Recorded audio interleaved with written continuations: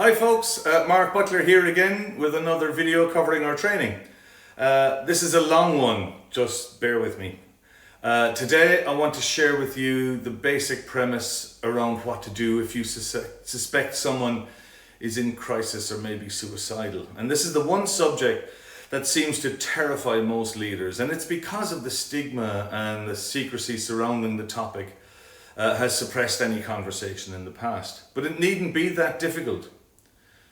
There are two basic questions to be asked. And firstly, are you thinking about suicide? Now frame this in your own language, which may include taking your own life, or have you had thoughts about suicide, or have you thought seriously about suicide or taking your own life? Whatever. What we don't say is something like, no, you're not going to do anything silly or stupid, are you? Because this is a closed question and will elicit only one response: no. If the answer is no, they're not, then that's a great result. But allow them to elaborate, as they may follow up with something like, I've thought about it but never would. And you may in that time have created a space that they may never have seen before.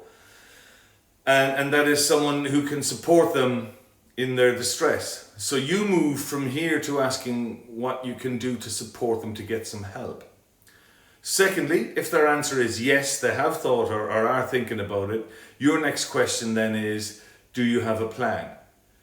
Again, using your own version of this, such as, have you thought about how you do it? Or are you planning on doing it soon? Or do you have a plan in place now?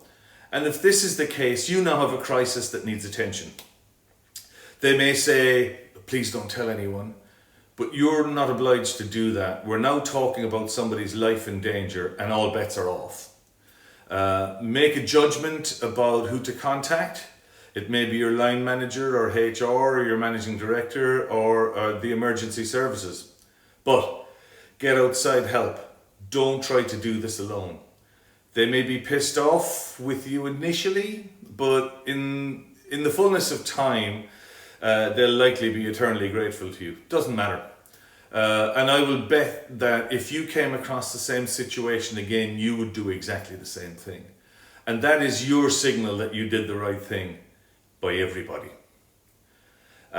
You don't ever want to be in a situation where you feel you should have done more. Yeah. So it's really important that you seek support for yourself in this situation as well. I would let HR know, your line manager, and get specialist support as well for yourself. This is often as traumatic an event as you might encounter, so make sure you take care of yourself. Take these numbers down. You know the emergency services number, and ring that if there is imminent danger. But if you want to support them when they're not in imminent danger, then Lifeline is your best bet. And Lifeline is 131114. And lastly, this is my favorite service, and it is for everyone who needs support around their response to suicide. It could be theirs, a family member, someone close, or a colleague. That's the Suicide Callback Service on 1300 659 467. Until next time, take care.